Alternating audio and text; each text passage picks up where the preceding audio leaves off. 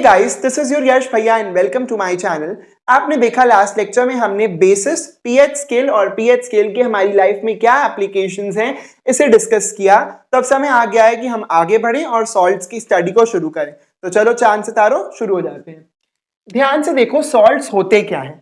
तो आप अपनी जूनियर क्लासेस से पढ़ते आ रहे हो कि जब भी हम किसी एसिड का रिएक्शन किसी बेस से कराते हैं तो इन दोनों के रिएक्शन के कारण एक नया सब्सटेंस बनता है जिसे हम सॉल्ट बोलते हैं, राइट। बस यहां पर भी वही है, देखो लिखा है a salt is a compound formed by the reaction of N acid with a base. ठीक, फॉर एग्जाम्पल अगर मैं बेस के तौर पर सोडियम हाइड्रोक्साइड ले लूं और एसिड के तौर पर हाइड्रोक्लोरिक एसिड ले लूं, तो जब ये दोनों रिएक्ट करेंगे तो होगा क्या, NaCl यानी कि सोडियम क्लोराइड बनेगा और साथ में वाटर बनेगा।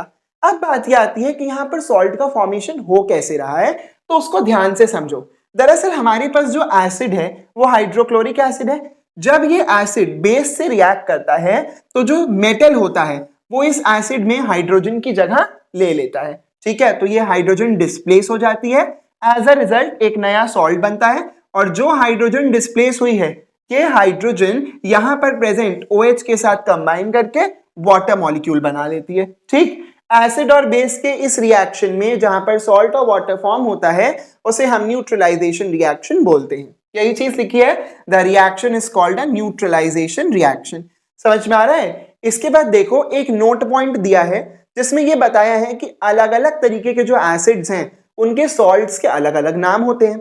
फॉर एग्जाम्पल हाइड्रोक्लोरिक एसिड के जितने भी सॉल्ट्स हैं उन्हें हम क्लोराइड्स बोलेंगे। जैसे यहाँ पर हाइड्रोक्लोरिक एसिड का सॉल्ट बना है सोडियम क्लोराइड, तो इसको हम क्या बोलेंगे, ये एक क्लोराइड सॉल्ट है। ठीक, इसी तरीके से अगर नाइट्रिक एसिड का कोई सॉल्ट बनेगा तो हम उसको बोलेंगे नाइट्रेट सॉल्ट है।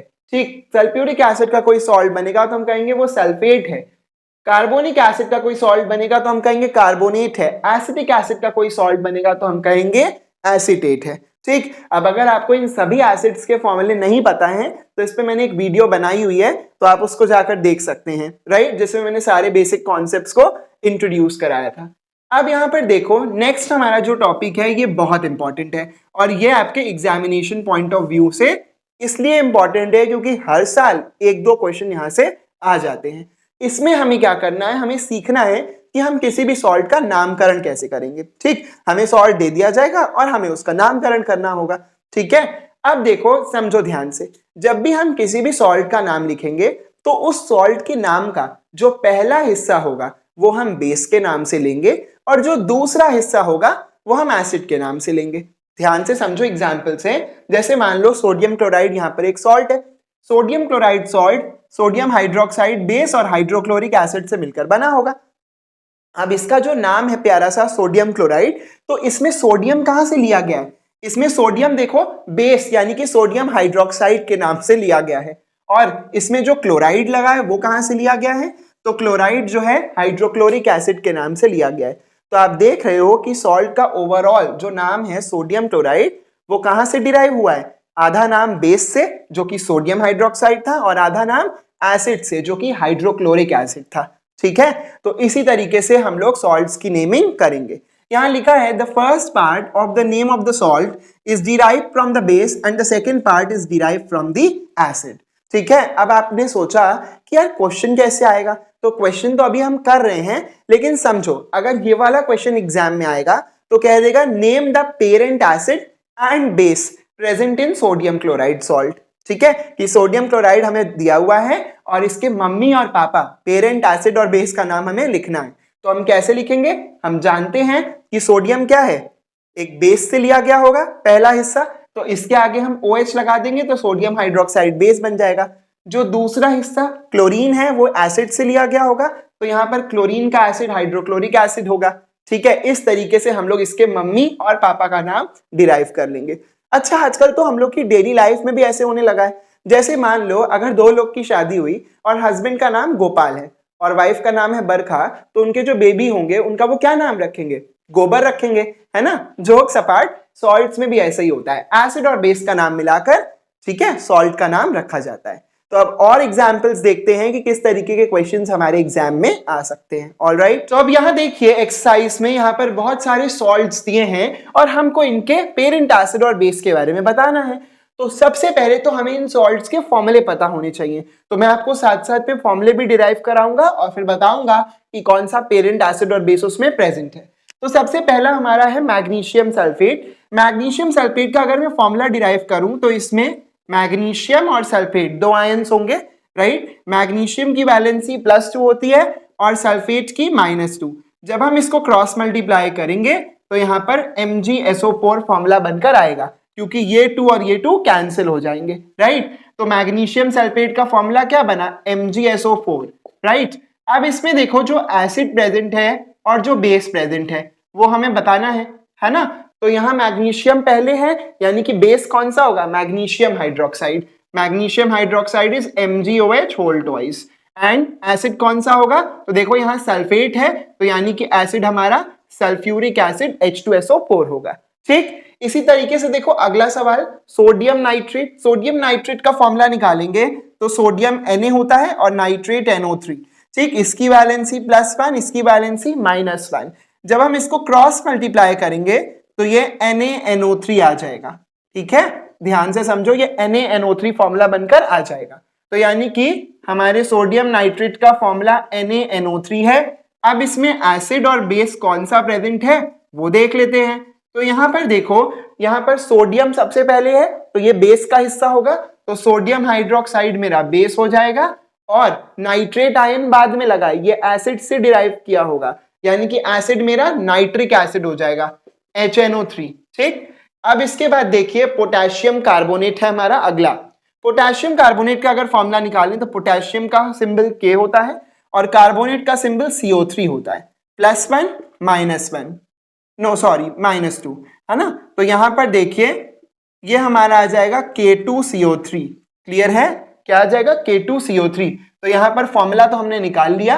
अब अगर हम एसिड और बेस लिखना चाहें तो हम क्या कहेंगे, देखो सबसे पहले जो पार्ट लगा है वो है पोटेशियम, यानी कि मेरा बेस कौन सा होगा, पोटेशियम हाइड्रोक्साइड KOH, और मेरा एसिड कौन सा है, एसिड है मेरा कार्बोनिक एसिड H2CO3। इसके बाद नेक्स्ट है हमारा अमोनियम क्लोराइड। अमोनियम क्लोराइड का अगर हम फॉर्मूला निकालना चाहें तो अमोनियम का सिंबल NH4 होता है और क्लोरीन का होता है Cl, राइट। इसकी वैलेंसी +1 और इसकी वैलेंसी -1। क्रॉस मल्टीप्लाई करेंगे तो फॉर्मूला निकलकर NH4Cl आएगा, सही बात है कि नहीं। तो यहां पर जो फॉर्मूला आ गया NH4Cl, तो एसिड और बेस लिखना कौन सी बड़ी बात है, कौन सी बड़ी बात है। सबसे पहले जो पार्ट लगा है अमोनियम, तो वो हमारा बेस का हिस्सा होगा, तो बेस मेरा हो जाएगा अमोनियम हाइड्रोक्साइड, और एसिड के लिए क्लोरीन लगा है तो एसिड मेरा हाइड्रोक्लोरिक एसिड हो जाएगा। लास्ट एक पार्ट है सोडियम एसिटेट, इसका फॉर्मूला निकालना पड़ेगा। तो सोडियम आयन होता है Na और इसकी वैलेंसी होती है +1, और एसिटेट होता है CH3COO, ठीक है, और इसकी वैलेंसी होती है -1। जब हम इसको क्रॉस मल्टीप्लाई करेंगे तो आपको फॉर्मूला क्या मिलेगा, CH3COONA। ये याद रखो, सोडियम एसिटेट के केस में हम पहले CH3COO लिखेंगे और बाद में Na लिखेंगे, ऑलराइट। तो यहां पर CH3COONA हमें मिल जाएगा, समझ में आ रही है बात। अब यहां पर देखो हमारा एसिड और बेस हमें बताना है, तो यार ये वाला केस जो है ये एक्सेप्शन होता है। एक्सेप्शन क्यों है और क्या इसमें डिफरेंट है वो समझो। यहां पर बेस जो है वो बाद में अटैच्ड है, यही कारण है इस क्वेश्चन को कराने का कि यहां पर बेस जो है बाद में अटैच्ड है, तो थोड़ा सा इस केस को ध्यान रखना, ठीक। तो यहां पर बेस मेरा NaOH है, सोडियम हाइड्रोक्साइड, और एसिड कौन सा है, एसिटिक एसिड, यानी कि CH3COOH।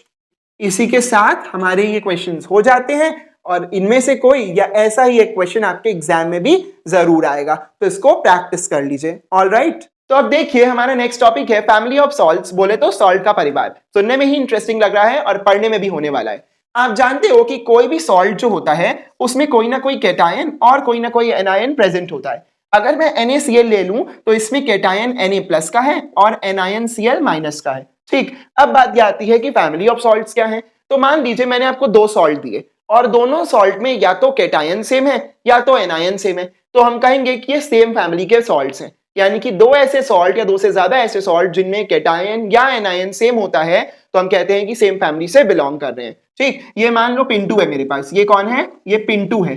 पिंटू को मैंने 2 सॉल्ट दिए और दोनों सॉल्ट में मान लो केटायन Na+ का था, तो मैं क्या कहूंगा कि पिंटू के पास एक ही फैमिली के 2 सॉल्ट्स हैं। ठीक, अब एग्जाम में एग्जाम्पल कैसे दोगे उसको देखो। पहला एग्जाम्पल है NaCl और NaBr। ठीक, यहां पर देखो मैंने सोडियम क्लोराइड और सोडियम ब्रोमाइड 2 सॉल्ट्स लिए हैं। NaCl में कौन कौन से 2 आयंस हैं, एक Na+ का है और एक Cl- का है। NaBr में कौन कौन से 2 आयंस हैं, Na+ का है और Br- का है। तो आप देख सकते हो दोनों में ही जो केटायन है वो Na+ का है, केटायन सेम है, तो ये दोनों एक ही फैमिली के सॉल्ट्स होंगे। ठीक, और एक एग्जांपल लेकर देखते हैं। मान लीजिए मैंने ले लिया MgCl2 और दूसरा ले लिया CaCl2, मैग्नीशियम क्लोराइड और कैल्शियम क्लोराइड। तो इसमें देखो Mg2+ का आयन होगा, Cl- का आयन होगा। इसमें देखो Ca2+ का आयन होगा और Cl- का आयन होगा। तो आप देख सकते हो दोनों ही सॉल्ट में जो एनायन है वो Cl- का है, एनायन सेम है, तो ये भी दोनों सॉल्ट्स एक ही फैमिली से बिलोंग करेंगे। राइट, डेफिनेशन में भी ऐसे ही लिखा है, salts having the same positive ions और negative ions are said to belong to a family of salts. ठीक है ना। अब देखो नेक्स्ट हमारा टॉपिक है टाइप्स ऑफ सॉल्ट। आपको मालूम होना चाहिए कि सॉल्ट भी 3 तरीके के होते हैं। सॉल्ट्स एसिडिक हो सकते हैं, सॉल्ट्स बेसिक हो सकते हैं और सॉल्ट्स न्यूट्रल भी हो सकते हैं। अब बात यह आती है कि हमें पता कैसे चलेगा कि सॉल्ट एसिडिक है, बेसिक है या न्यूट्रल। तो आप जानते हो कि हम पीएच पेपर या पीएच स्केल की हेल्प से ये डिटरमिन कर लेते हैं कि कोई भी सब्सटेंस एसिडिक, बेसिक या न्यूट्रल है। तो यहां पर भी हम पीएच स्केल का कॉन्सेप्ट यूज करके टाइप्स ऑफ सॉल्ट के बारे में समझेंगे। सबसे पहला जो सॉल्ट है वो है न्यूट्रल सॉल्ट। ठीक, ऐसे सॉल्ट जिनका पीएच वैल्यू 7 होता है, ठीक है, उन्हें हम न्यूट्रल सॉल्ट्स बोलते हैं। आपको मैंने बताया भी था कि वाटर हो गया, शुगर सोल्यूशन हो गया, सबका पीएच 7 होता है और सब न्यूट्रल होते हैं। तो इसी तरीके से जो न्यूट्रल सॉल्ट्स होंगे उनका भी पीएच वैल्यू कितना होगा, 7। इसके अलावा इनकी एक खासियत और होती है, वो ये कि जब एक स्ट्रॉन्ग एसिड और एक स्ट्रॉन्ग बेस आपस में रिएक्ट करते हैं तभी एक न्यूट्रल सॉल्ट बनता है। ठीक, न्यूट्रल सॉल्ट कब बनेगा, जब एक स्ट्रॉन्ग एसिड का रिएक्शन एक स्ट्रॉन्ग बेस के साथ होगा। एग्जाम्पल में यहां पर देखो डेफिनेशन लिखी है, salts having a pH value of 7 are neutral salts. Example, calcium sulfate and sodium sulfate. They are formed by the reaction of a strong acid with a strong base. तो वही चीजें हैं जो मैंने आपको बताई, है ना। लेकिन अभी हम देखेंगे कि किस तरीके से कैल्शियम सल्फेट और सोडियम सल्फेट के सॉल्ट्स का फॉर्मेशन हुआ होगा। देखो कैल्शियम सल्फेट जो सॉल्ट है ये कैसे बनेगा, ये तब बनेगा जब कैल्शियम हाइड्रोक्साइड बेस का रिएक्शन सल्फ्यूरिक एसिड से होगा। जब calcium hydroxide base sulphuric acid से रिएक्ट करेगा तभी तो कैल्शियम सल्फेट बनेगा। ये एक स्ट्रॉन्ग बेस है और सल्फ्यूरिक एसिड एक स्ट्रॉन्ग एसिड है। तो आप देख रहे हो कि यहां पर हमारा न्यूट्रल सॉल्ट एक स्ट्रॉन्ग बेस और एक स्ट्रॉन्ग एसिड के कॉम्बिनेशन से बना है। इसी तरीके से सोडियम सल्फेट अगर मैं लूं Na2SO4, तो ये भी 2 चीजों से बना है। पहला है एक स्ट्रॉन्ग बेस सोडियम हाइड्रोक्साइड और दूसरा है एक स्ट्रॉन्ग एसिड सल्फ्यूरिक एसिड। ठीक, तो हमेशा याद रखना कि स्ट्रॉन्ग एसिड और स्ट्रॉन्ग बेस जब मम्मी पापा होंगे तब जो सॉल्ट बनेगा, तब जो उनका बेबी सॉल्ट होगा वो न्यूट्रल होगा। राइट, तो अब देखिए हमारा नेक्स्ट टॉपिक है एसिडिक सॉल्ट का। लेकिन इसको समझने से पहले मुझे ये बताइए कि आखिर एसिडिक सब्सटेंसेस होते क्या हैं। तो ऐसे जितने भी सब्सटेंस होते हैं जिनका पीएच वैल्यू 7 से कम होता है वो एसिडिक सब्सटेंसेस होते हैं। तो बस फिर एसिडिक सॉल्ट भी ऐसे सॉल्ट होंगे जिनका पीएच वैल्यू 7 से कम होगा। ठीक, देखो यही चीज लिखी हुई है, salts having a pH value of less than 7 are called acidic salts। ठीक, अब ये सॉल्ट बनेंगे कैसे, तो मुझे एक बात बताओ, ये सॉल्ट एसिडिक सॉल्ट है। जब एसिड स्ट्रॉन्ग होगा और बेस वीक होगा तब दोनों के बीच में रिएक्शन होगा और ऐसा जो सॉल्ट बनेगा वो एक एसिडिक सॉल्ट होगा। मेरा कहने का मतलब है कि जब एक स्ट्रॉन्ग एसिड का रिएक्शन एक वीक बेस के साथ होगा तब जाकर जो सॉल्ट बनेगा वो एसिडिक सॉल्ट होगा। यही चीज लिखी है, they are formed by the reaction of a strong acid with a weak base. अब इसका हम एग्जांपल समझते हैं। वीक बेस की जगह पर मैं NH4OH ले रहा हूं। NH4OH क्या है, अमोनियम हाइड्रोक्साइड। कैसा बेस है ये, एक वीक बेस है। इसका रिएक्शन जब हम हाइड्रोक्लोरिक एसिड से कराएंगे, ये एक स्ट्रॉन्ग एसिड है, तो जब इन दोनों का रिएक्शन होगा तो एज अ रिजल्ट NH4Cl बनेगा। क्या बनेगा, NH4Cl, जिसको हम अमोनियम क्लोराइड बोलेंगे। क्या बोलेंगे, अमोनियम क्लोराइड बोलेंगे, और साथ में यहां पर वाटर प्रोड्यूस होगा। तो आप देख सकते हो कि यहां पर एक वीक बेस का एक स्ट्रॉन्ग एसिड के साथ रिएक्शन हो रहा है एंड एज अ रिजल्ट जो सॉल्ट बन रहा है वो एसिडिक सॉल्ट है। इसका जब पीएच टेस्ट करेंगे तो इस सॉल्ट का जो पीएच वैल्यू है वो 7 से कम आएगा। बात समझ में आ रही है? चलिए इसके बाद हम अगला देखते हैं। नेक्स्ट है हमारे बेसिक सॉल्ट। अब ये बताओ बेसिक सब्सटेंसेस क्या होते हैं? ऐसे सब्सटेंसेस जिनका पीएच 7 से ज्यादा आता है वो बेसिक होते हैं। तो बस पीएच सॉल्ट भी ऐसे सॉल्ट होंगे जिनका पीएच वैल्यू जो है वो 7 से ज्यादा आएगा। यही चीज लिखी है, salts having a pH value of more than 7 are called basic salt. अब ये बेसिक सॉल्ट बनेंगे कैसे? तो जब एक स्ट्रॉन्ग बेस का रिएक्शन एक वीक एसिड के साथ होगा तब जो सॉल्ट बनेगा वो बेसिक होगा, क्योंकि बेस स्ट्रॉन्ग होने के कारण बेस का प्रभाव जो है वो हावी होगा, डोमिनेट कर जाएगा। ठीक, देखो ये लिखा है, they are formed by the reaction of a weak acid with a strong base. अब एग्जांपल समझ लेते हैं। मान लेते हैं कि वीक एसिड की जगह पर मैंने कार्बोनिक एसिड ले लिया। ये क्या है? कार्बोनिक एसिड है। ठीक, और हमें साथ में स्ट्रॉन्ग बेस लेना था, मान लो मैंने NaOH ले लिया। बात समझ में आ रही है? तो एज अ रिजल्ट होगा क्या? यहाँ पर Na2CO3 बनेगा और साथ में H2O बन जाएगा।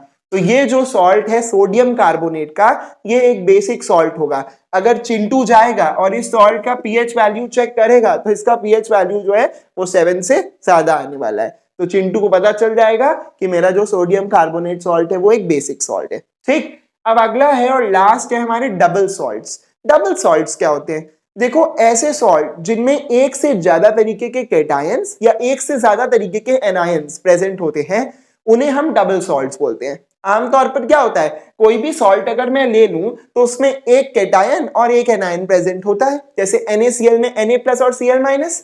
लेकिन डबल सॉल्ट्स में एक से ज्यादा कैटायन या एनायन होंगे। लिखा है, in a double salt 2 different positive और negative ions are present, hence it is called a double salt. अब इसका एग्जाम्पल ना बड़ा मस्त सा है, मैं देता हूं आपको। इसका एग्जाम्पल है हमारा पोटैश एलम। ठीक है, इसका एग्जाम्पल है हमारा पोटैश एलम। इसका फॉर्मूला क्या होता है? फॉर्मूला है K2SO4 dot Al2SO4 whole thrice dot 24H2O।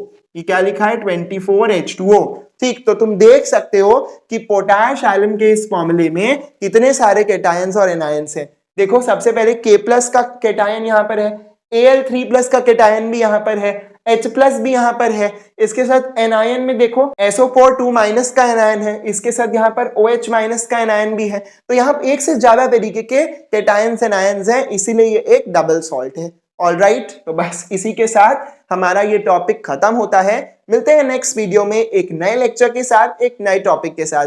तब तक स्टे ट्यून्ड।